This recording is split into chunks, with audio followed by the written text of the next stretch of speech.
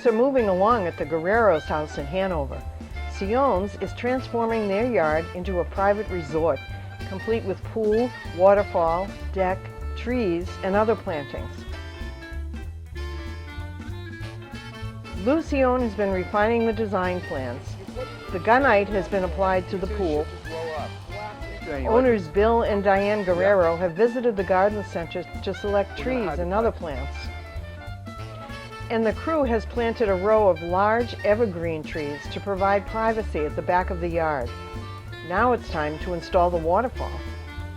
So basically they poured the pad for the waterfall today, and down the road I would like to put a little cabana or bar type of thing in this area, and now I'm trying to figure out how it's going to fit. So when Lou comes down, we'll spray the thing out and we'll see how it's going to go. That's just concrete, just like a foundation in a house. The pavers, well, that's going to be the decking of the pool, so where you walk and sit down and everything. After the concrete base has set, Seoane brings the heavy equipment back to lay the stones for the waterfall. First, I sketched my design, get a rough idea of the concept of how I want it to be, whether I want 5 quick spillways or do I want a cascading waterfall. So I draw that up a couple of different ways, and then I go out and I try to find the stones that match that design. Okay, so we have a lot of flat on the bottom, nice rounded stones. They're all weathered. The way this construction works is that I'm picking out the stone that measures where we need it, that's got the right character to the look we're trying to get.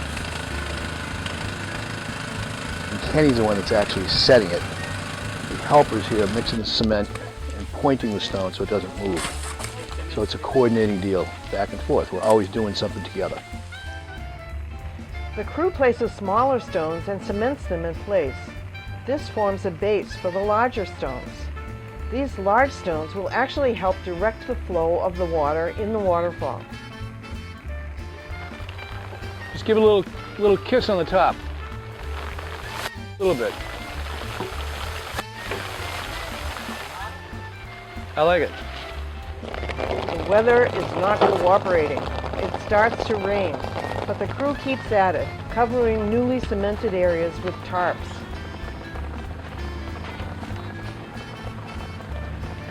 You know, it's hard enough to do this when it's dry. The rain is coming down heavier.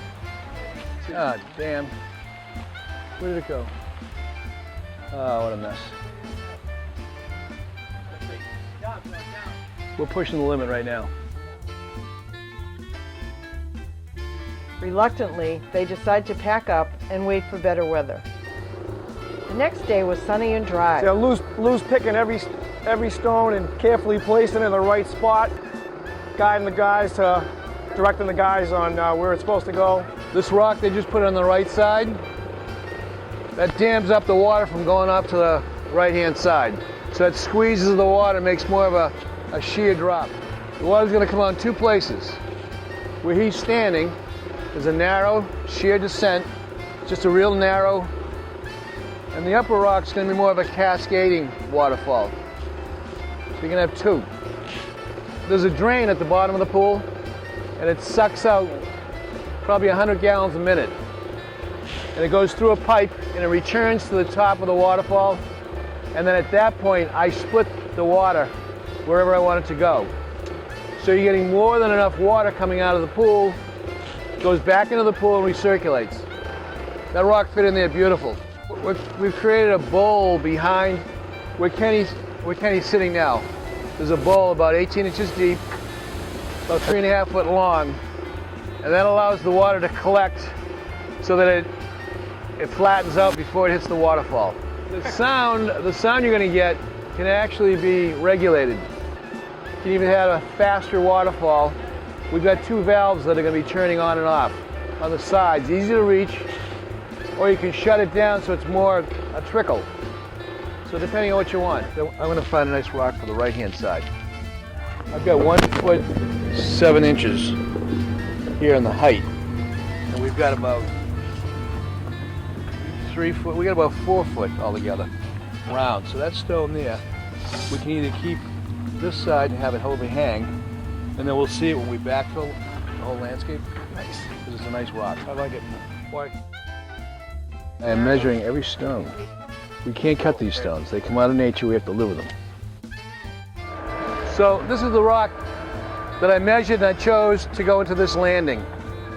We'll see how close we are. He's gonna wedge this up to get your forks out. Want to go further? Go up a little, John. A little more.